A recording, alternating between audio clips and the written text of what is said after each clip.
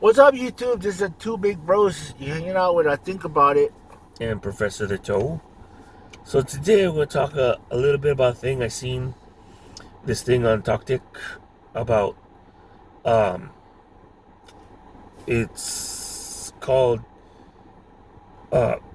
paying back your training costs.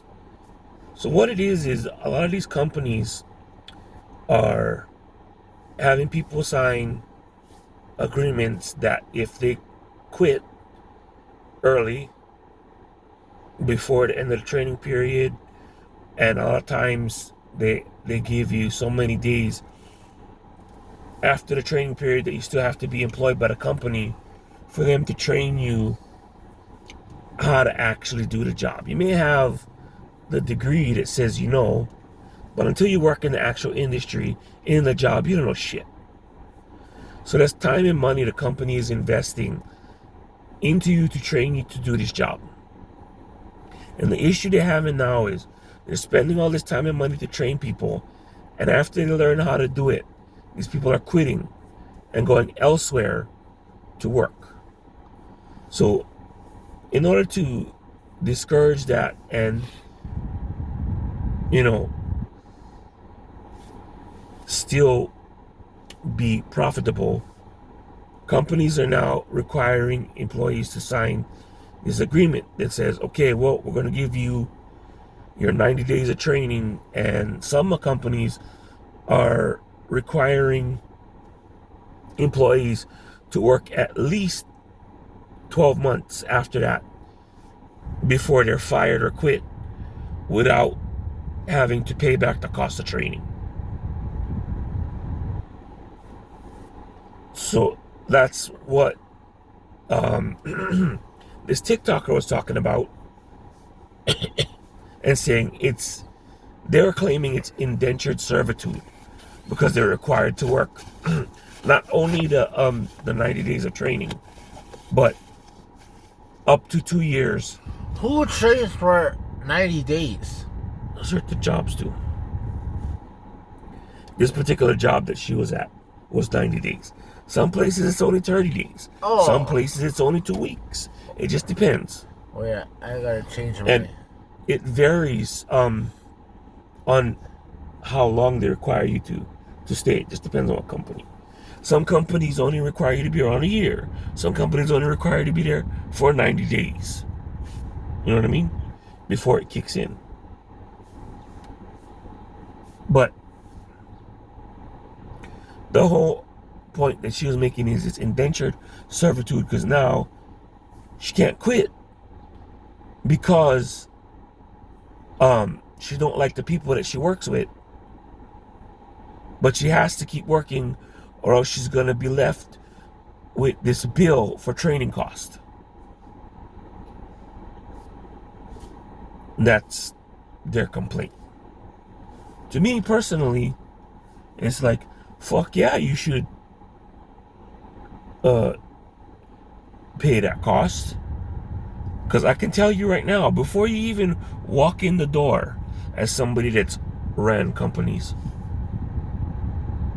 it costs the company just to process you in labor dollars, paperwork, and filing $1,000. That's before you even set one foot in the door, without even training you, nothing. And then the cost of training, say if it's, I could tell you if it's a 2-week training and it's 40 hours, you're looking at another $2,000 worth of training. Now, if it's other companies would require more extensive training, like 30 days, 90 days, I'm sure it's in the double digits. So I don't see a problem with, if you're gonna be in an industry that's a high turnover industry, if I'm gonna put that much time and money into you, if you're just gonna fuck off after you get all the training, you pay me back for that training.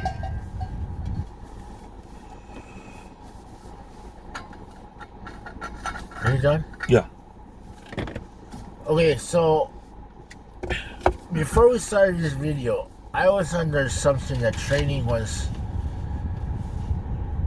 maximum up to a week and probation time was 3 months.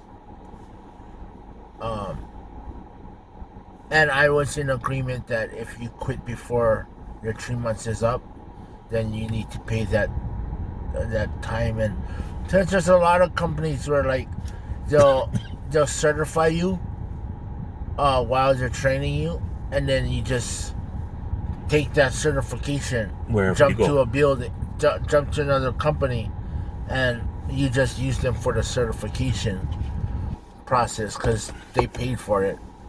So in that case, yeah, I'm all for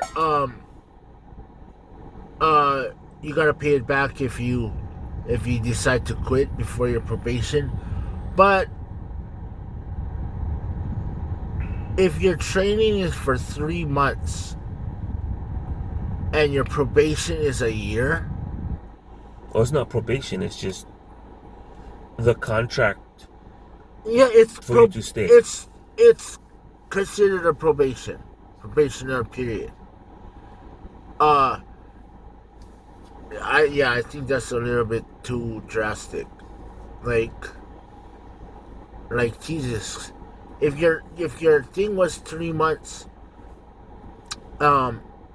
within that a year or whatever allotted time, if it's that long, you should be able to pay it off slowly. Anyway, I just don't like. There's been many times where I used to train people and they don't even show up the next day. It's kind of, yeah, it took my time and the company's time to train someone, and I think that's costing the company money. But yet again,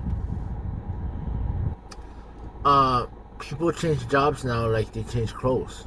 Which is why companies come up with this rule. Right. Because they're investing all that time and money. Yeah, so I'm kind of on the fence. If it's a quick training with a minimal amount of probation time, then yes, I think you should have to pay it back if you, because a lot could happen in a year, dude. Like, even if you got certified and stuff, a lot could happen.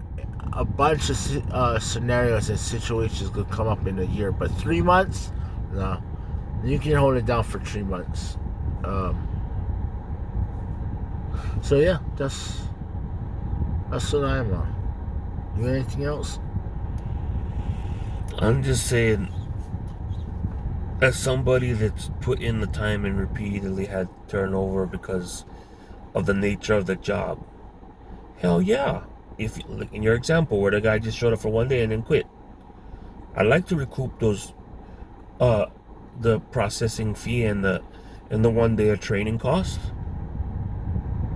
because that's money that could have been spent better ways in the business. But that's the risk you're taking as a company. To a certain point. Well, I don't know. Like I said, nowadays people change jobs like they change clothes. So correct, like I said, which is why they came up with this thing. But I just don't take to the idea of that is indentured servitude. I mean, you got certifications for staying around for 1 year. For example, right? A lot of trucking companies now, right, are hiring people with no CDL for jobs that require a CDL, but the company pays for your certification, your training, and all that. I think if there's certifications involved, I think if you quit within a allotted time, a year is too much. But if you quit in an allotted time, for you to have the ability to take that certification with you, I think you need to pay for what it costed to get certified. guaranteed on that. But if it's like a simple, regular training on the in-house company rules, maybe not. But yeah, if any certification is done and you don't pass probation, you should have to pay for it if you gonna carry it over. Like if you're gonna take it. Which I don't know how they can hold it, because I can still call the gas company and say, "Oh, can you reprint my certification, right?" Or go to the DMV and say, "Oh, can I get another CDL? I lost mine," or something.